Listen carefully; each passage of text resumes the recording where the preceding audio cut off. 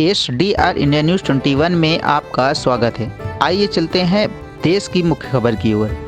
जमीयत उलमा-ए हिंद के केंद्रीय कार्यालय में मुस्लिम पर्सनल लॉ बोर्ड के तत्वाधान में आयोजित भीड़ भरी एक प्रेस कॉन्फ्रेंस को संबोधित करते हुए जमीयत उलमा-ए हिंद के अध्यक्ष मौलाना महमूद असद मदनी ने कहा कि न्यायपालिका की स्वतंत्रता एक लोकतांत्रिक देश की सबसे बड़ी ताकत है।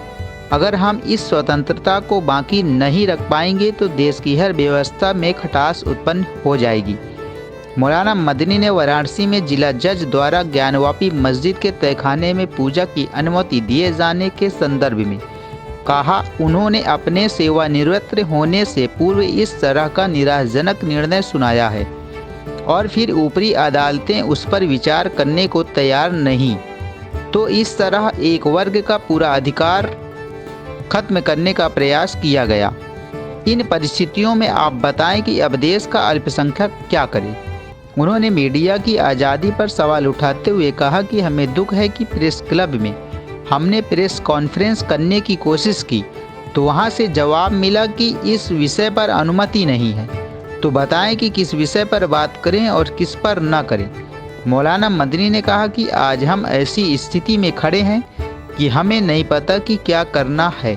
मैं क्या कहना चाहता हूँ कि बात इस हद तक नहीं बढ़नी चाहिए। हमने देश को बड़े कष्ट, बलिदान और संघर्षों से आज़ाद कराया है और इस देश को बनाना, बसाना और आगे चलाना हम सभी की संयुक्त जिम्मेदारी है। आज के दौर में हमारे साथ शत्रुओं जैसा व्यवहार किया जा रहा है और हमें अपमानित करने की कोशिश भी की जा रही है। हालांकि न्याय और न्याय की मांग को बनाए रखना हम सभी की नैतिक जिम्मेदारी है। जिसकी लाठी उसकी भैंस जंगल राज का प्रतीक है। मिलकर अच्छा करने का प्रयास करना चाहिए। ज्ञानवापी मस्जिद को लेकर पहली बार मुस्लिम संगठनों की तंजीम ने प्रेस कॉन्फ्रेंस की। बाबरी मस्जिद का भी मुद्दा सामने उठाया। इबादतगाहों पर कब्जा करने का प्रोग्राम चाहते थे, उनको सहूलत और आसानी मिल रही है। कांग्रेस गवर्नमेंट के ज़माने में सन 91 का कानून बना था।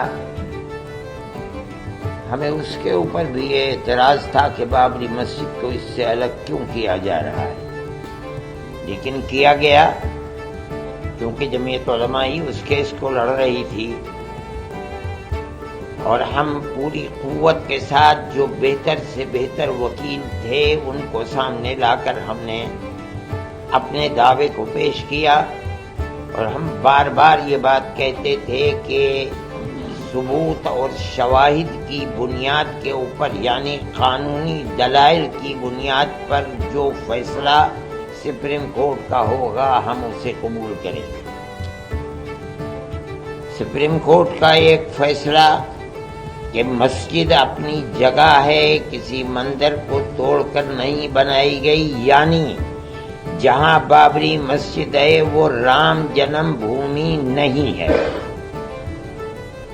ये फैसला कोर्ट ने दे दिया सुप्रीम कोर्ट में। ये दलील थी, सर्वे हुआ था, सर्वे से साबित हुआ कि यहाँ कोई दूसरी इमारत नहीं थी। लेकिन एक दूसरा फैसला कि हम ये मस्जिद अखाड़े को देते हैं, इसकी कोई दलील, कोई सबूत, कोई शवाहिद नहीं है। सुप्रीम कोर्ट के इस फैसले ने, आप खुद दुनिया को देखें, मुल्क को देखें, इस फैसले ने कि हम अकीदत की बुनियाद पर इस मस्जिद को तोड़वा करके हम अखाड़े को देते हैं, इसने जो रास्ता दिखलाया है, उस रास्ते दिखलाने के बाद फूट पड़े हैं मसाइल के इस मस्जिद को भी लो, इस मस्जिद को भी लो, इस मस्जिद को भी लो, इसके ऊपर भी। इसका मतलब है कि कानून के रास्ते के ऊपर चलना जो कोर्ट का इम्तियाज था, सिर्फ बाबरी मस्जिद के फैसले ने एक रास्ता दिखलाया कि नहीं, इन तमाम कवानीन और कवायद की लाइब्रेरियों को, इनके किताबों को आग लगाओ। کوئی چیز نہیں ہے. فیصلے مذہب کے اندر جو بھی ہوں گے وہ عقیدے کی بنیاد کے اوپر ہوں گے, عقیدت مندی کی بنیاد پر ہوں گے. تو ملک کیسے چلے گا؟ یہ تو ایک تصور یہ دیا جا رہا ہے کہ جہاں بھی اکثریت اس ملک کے اندر اپنی عقیدت کی بنیاد کے اوپر کسی مسئلے کو لائے گی, وہاں حقیقت اور ثبوت و شواہد کو نہیں دیکھا جائے گا, بلکہ وہاں یہ دیکھا جائے گا کہ اکثریت کی عقیدت مندی کیا چاہتی ہے, جو چاہتی ہے اس کو پیش کر دیا جائے گا. تو ملک کیسے چلے گا؟ یہ ایک بات ہے سوچنے کی. ہم صرف اتنی ہی بات کہنا چاہتے ہیں کہ اگر روش یہی چلے گی تو چاہے وہ کسی بھی اقلیت کا فرد ہو, چاہے وہ سکھ ہو, چاہے وہ جین ہو, چاہے وہ مسلمان ہو, چاہے وہ عیسائی ہو, کسی مسئلے کے اندر اس کو فیصلہ نہیں ملے گا. اگر مقابلے کے اندر تناؤ ہے اور اس کے اندر عقیدت اکثریت کی اس کے اندر دخل رکھتی ہے تو اس کے اندر اس کے مقابلے کے اندر قانون بیکار اور بے اثر ہو جائے گا.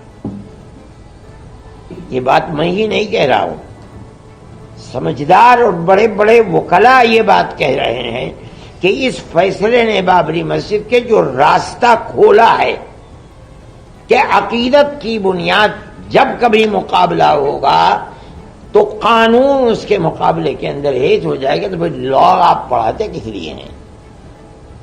لائبریریوں کے اندر آپ کے ہزاروں کتابیں کس لیے رکھی ہوئی ہیں؟ ان کو آگ لگا دیجئے.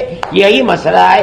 یہ ملک کا میں سمجھتا ہوں بہت بڑا المیہ ہے کہ اس ملک کے اندر آج مسلمان یہ کہہ رہا ہے کہ مسئلے کی بنیاد لوور کورٹ سے لے کر سپریم کورٹ تک عقیدت کے اوپر ہے, قانون کے اوپر نہیں ہے. میں اس کو بہت بڑا المیہ سمجھتا ہوں اور ایک یہ داہیہ ہے, بڑا مسئلہ ہے. اس مسئلے کو سوچنا چاہیے اور جن لوگوں کے ہاتھ میں ملک کی باغڈور ہے انہیں سمجھنا چاہیے کہ مسئلے ملک کو کدھر لے کر کے چلنا ہے. میں اس سے زیادہ اپنے افسوس کا کوئی اور اظہار نہیں.